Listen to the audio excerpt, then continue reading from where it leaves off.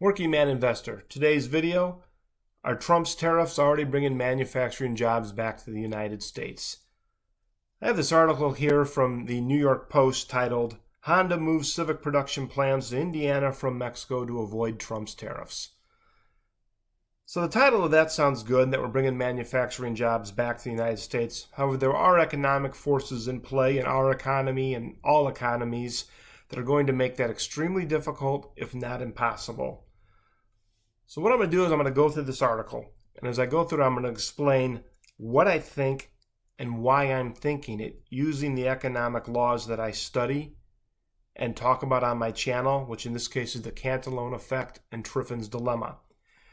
So if you want to build wealth for yourself and your family, you're going to have to be able to cut through the noise.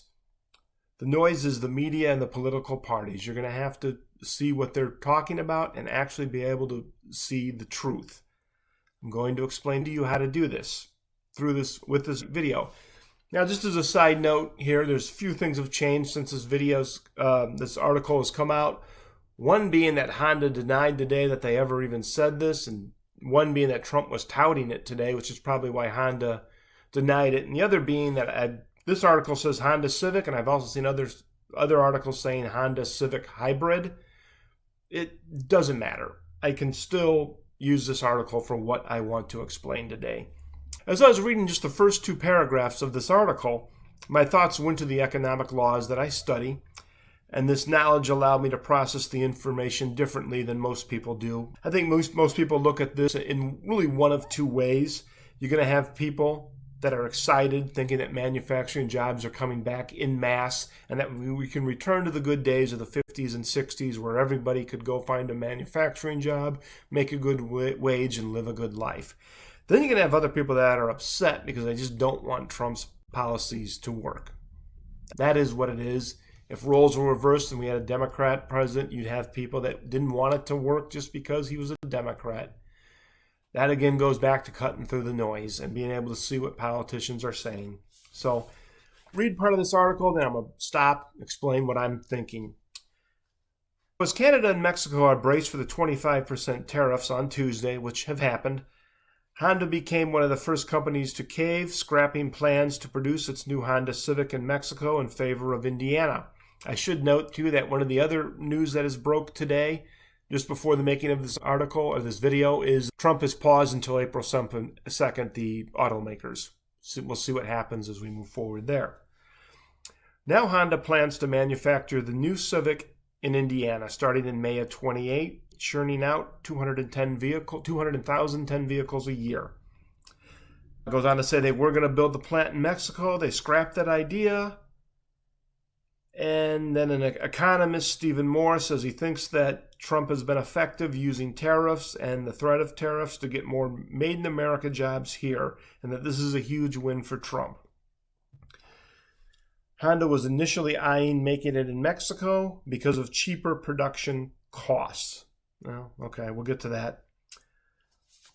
So, first thing I thought when I got to those few paragraphs, the very first thing that flashed into my mind is, one, how popular is the Honda Civic here? Two, 210,000 cars doesn't sound like a lot of vehicles. So I did some research, and what I found was that the Honda Civic is the most popular compact vehicle in the United States as of the making of this video, which is interesting information because it flat out tells me that they're not interested in losing their market share in the United States. The other thing I Googled, I went to carfigures.com, and from 2005 to 2024, I got a list of all the Honda Civics sold in the United States. Most they ever sold in 2008 was 339,000. No, actually in 2017 they did 377,000. So what was interesting though, from 2020 to 2024, they've sold 261,000, 263, 133,000, 200,000, 223,000. So with that information, I begin to think 210,000 Civics is a really, really good estimate for how many you think you could sell in the United States moving forward, which then in turn tells me that they're manufacturing these cars to only sell them to the American consumer. That this plant in Indiana is not going to be a manufacturing hub for the rest of the world, which I'll get into here shortly.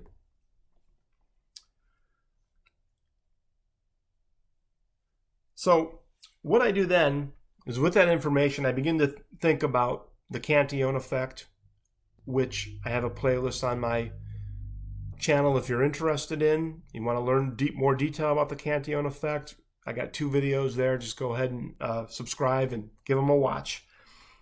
So what the Cantillon effect says is, people's standards of living improve, they move into luxuries. So meaning that they start buying nicer things. The more money that they get into the system by chasing these goods and services, the more the prices start to go up as they try to find equilibrium between supply and demand. As the prices go up, we begin to demand raises because we want to maintain our standard of living. We get these raises, what do? We spend it. So then again, prices continue to rise. As this is happening, our cost of production is going up. We're not making things as cheaply as we once were. So as we export them to the other countries of the world, our exports have become more expensive. Other countries notice this. They begin to build their own manufacturing plants, hoping to make them there, not have to buy it from us because it'll be cheaper because their standard of living is lower. These manufacturing jobs in the 40s, 50s, 60s raised our standard of living. Okay, and by that we bought the house, bought the car, took the expensive vacations. We did nice things. Got money into the system, prices raised. As prices raised and the money kept coming in, our wages came up. When our wages came up, we couldn't produce things as cheaply. When that happened, foreign countries built manufacturings to compete with us. They eventually did. We lost that balance of trade because it was cheaper for them to buy their own stuff that they produced because their cost of living is lower. So next it went 360. They exported to us. So then you had their just as good stuff, products, only cheaper to buy, competing with our stuff. What do we do with our money? What does human nature say? We buy the imports. Domestic manufacturing can't keep up. We start losing manufacturing jobs. They start going across the sea to China to produce. Now it's Mexico. So that's what I thought immediately. So with that knowledge, I've already concluded that while we might produce 210 Civics a year, those are only going to be sold domestically, meaning we're only going to sell it to the United States, and we're going to sell it at an elevated cost than what we would if we got it through free trade through Mexico, because all of our wages are more. Think about it today. Everybody's going to have health insurance for a manufacturing job. If you don't have health insurance through your job, you're unlikely to be able to buy it in the open market. So you go look for a job that offers health insurance. And then these companies that aren't offering health insurance just have to keep hiring and training. It's a vicious cycle. They want to keep you. They want to get you trained and have you produce for them. So they got to give you health insurance. That's an expense. You're likely going to want a 401k. You're going to want vacation time. You might get sick days. All this is an expense that Mexico doesn't have. Top it all off, you're getting paid a higher wage. You're making more than what Mexico does. So this then leads me into, just as a side note here, I think as we start trying to produce more in America and can't, you're going to start hearing politicians, other people banging on their desks screaming, we can't compete with Mexico because it's slave labor. What is Henry Ford remembered so well in history? What's one thing that Henry Ford did that people, the history books remember him fondly of in 1914? He paid his assembly workers a really, really good wage to build the Model T. That wage in 1914, $5 a day. So $5 a day in 1914 wasn't slave labor. There's a port, and I mentioned this in one of my other videos, in Mexico that pays $20 a day. Is that slave labor? Well, not if the cost of living is $10 a day. It's a great job. The American people are multiple generations away from $5, $10, $20 a day being a good wage, a livable wage, a wage you could thrive on. It's foreign to us. We can't even fathom that. So when we hear it for another country and people start saying slave labor, a lot of people will go, yeah, slave labor, yeah. Well, we forget 100 years ago we were in the same situation. Our standard of living hadn't raised. $5 a day was an amazing salary, and one of our greatest entrepreneurs in history that helped build this country is remembered fondly for paying his people $5 a day. And people were lining up for that job. Everybody wanted it. So be careful if these things progress with tariffs and politicians start talking about slave labor. This is what I mean. Cut to the noise. Slave labor, Mexican workers make $20 a day. Well, 100 years ago, our standard of living wasn't much, and Henry Ford paid $5 a day, and people were thrilled. People thanked him. Okay, so back to this. So I'm going to jump back into the article now. So the company declined to comment on this report, but said it has the flexibility to produce products in each region based on customer needs and marketplaces. Now, that sentence alone doesn't sound like much. But again, this is how I think of it, and maybe you think I'm wrong, and if so, feel free to make a comment. I'd love to hear your opinion. Flexibility to produce products in each region based on customer needs. What's that flexibility? Well, they're still going to have a plant in Mexico where their workers are paid a lot less because the standard of living is less. So that plant in Mexico is going to be the manufacturing hub for exporting Honda Civics to the rest of the world, not the Indiana one.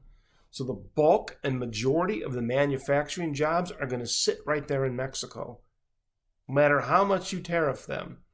Yeah, you're going to get some manufacturing back here for 210,000 vehicles to sell to us. We can manufacture and sell to us, but we're not going to export to the world. Those days are over.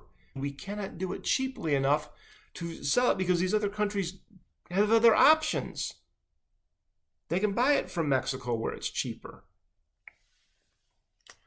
The article goes on to say that the automakers that already have factories in the U.S. may also follow Honda's lead, expanding their production capabilities, reopening closed plants. BMW, for example, has the largest plant in South Carolina that could ramp up production on the existing sites on a dime. And they probably will. And yes, it will create some more jobs, some more good jobs.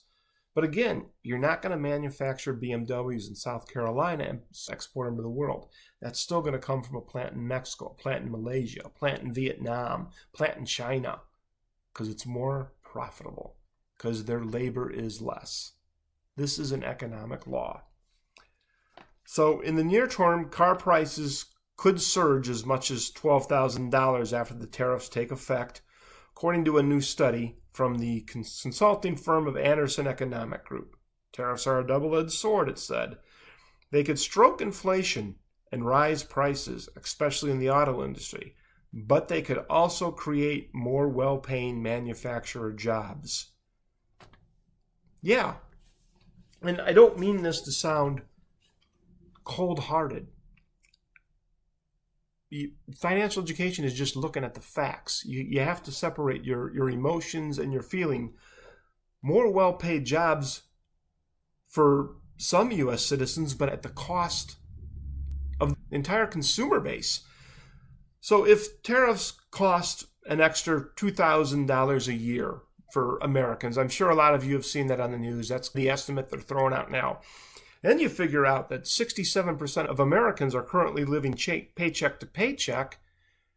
A $2,000 more a year could break them, could break several families. So you're going to break how many families living paycheck to paycheck to add a little bit of manufacturing jobs? Now, I understand completely that some of these families that are living paycheck to paycheck are going to get jobs in that manufacturing and they're going to be much better off, but it's not going to be all 67%. It's not even going to be close because we can't create enough manufacturing jobs to export in mass to the rest of the world. We can really only produce and sell to our country. And the only way you're going to create manufacturing jobs in mass is going to have to be like in the United States in the 50s and 60s. We produced great stuff. That was part of it. But the rest of the world was devastated from World War II. We nuked Japan. Their manufacturing was gone. Europe was destroyed. the war. What do you do in a war? What's one of your first goals? Well, if you can wipe out your enemy country's manufacturing so they can't produce things like tanks to fight you, it's an advantage. That happened. So they had really no choice to buy from us. And our standard of living was lower, so we could still sell to them cheaply, reasonably. For a while. Cantillon effect. So let me figure out where I'm at here.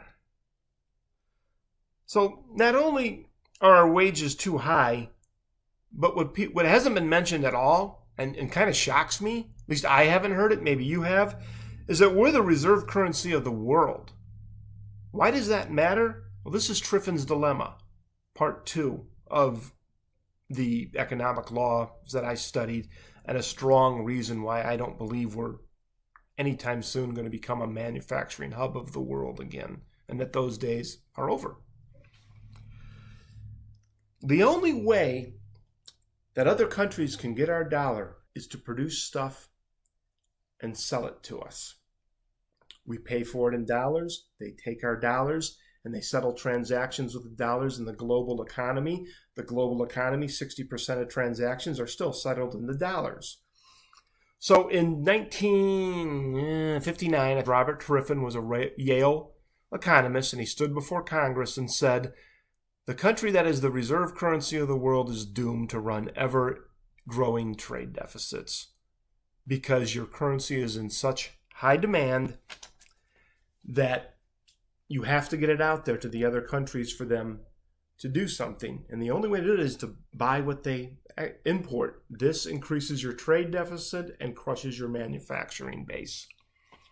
He was proven to be right in 1971 when Nixon took us off the gold standard, because there's $60 million in the global economy to $10 million of gold in the country. So you think of a bank run. If you had countries going up to the gold window saying, give us the gold, we're going to be out of gold and we go broke.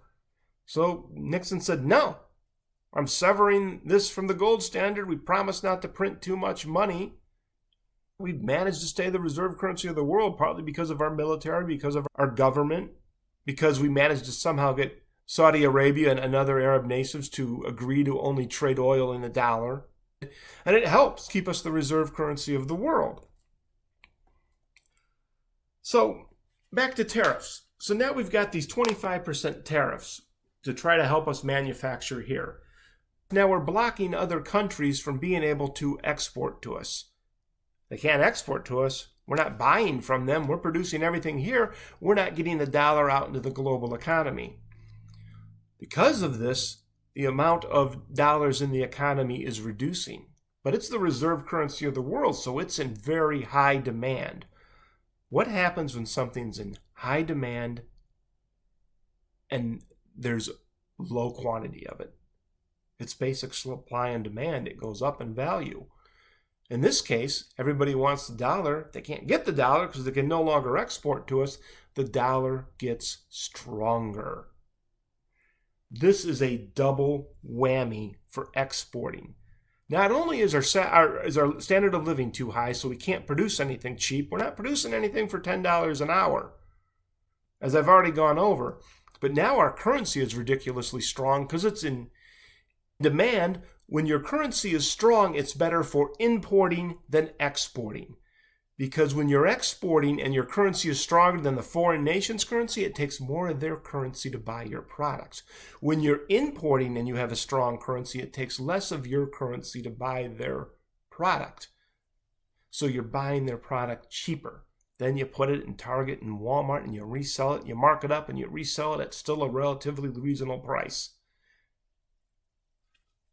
This is why we've moved from a manufacturing economy to a service economy. These are economic laws, economic forces. You cannot regulate them out. I don't care if you're a capitalist government, socialist government, communist government. This brings me to another concern that I have. The Cantillon effect. He has an essay on the Mises Institution you can download for free, 3 parts, part 2, chapter 6. He talks about, and I'm going to explain this quickly because it's on my playlist, He observed that when a gold or silver mine was discovered in his domestic state, that as the miners went in there and they pulled that money out and they flooded that money into the economy, just like I talked about before, the prices went up. Foreign manufacturing eventually knocked out domestic manufacturing. I'm not going to explain what I've already explained again. I don't want to bore you. So basically what he saw is the domestic state could continue to prosper as long as that gold or silver started to come out of that mine. But the moment that gold or silver mine ran dry and the new money quit coming into the system, everybody fell into poverty and misery. What does that have to do with the United States? Gold and silver mines don't affect us? You're right. What's our number one export? U.S. Treasuries. So as we're getting the dollar out there through importing, they're building up a dollar reserve. Once they build up a dollar reserve, they turn around and they buy U.S. Treasuries, foreign governments I'm talking about. We take that money and we use it to fund our country, infrastructure, welfare systems, things that make our country better, keep our country going. The Treasury expires, we pay them back in dollars, they get the dollars, they turn around and they buy more. That's our modern day gold mine. So when you hear people on these, I call them doomers, YouTube channels, pounding the table screaming that we have too much debt, it's unsustainable, the United States is going to go bankrupt, buy gold, buy silver. They're right. It is unsustainable. Having some gold and silver is a good idea in your portfolio. But what I never hear any of these people say is, while we are the largest debtor nation in the history of the world, from all my research, we are the only debtor nation in the history of the world that has the absolute privilege to borrow money in our own currency. We print the money, give it to them, they buy our treasuries, time runs up, they come in, they give the money back, buy more treasuries. Circle. That's our gold mine. Treasuries, debt. If we starve the world off of the dollar through these tariffs, and all we can do is manufacture to predominantly sell to our own population, and we're not getting our debt sold, we're not getting that new money in, we could all fall into misery and poverty. It's not talked about. So, again, that's the Cantillon effect on the Triffin's dilemma in a nutshell. I've got other videos on there, like I've said.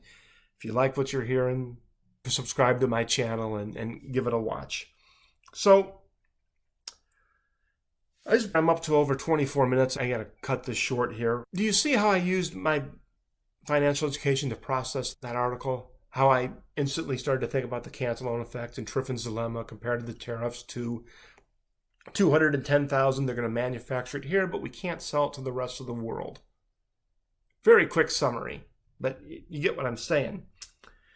This gives me the ability to understand what is truly happening in our economy and our global economy. It gives me a leg up on a lot of people. From this, I can make financial decisions to protect myself and my family and prepare better for what's coming.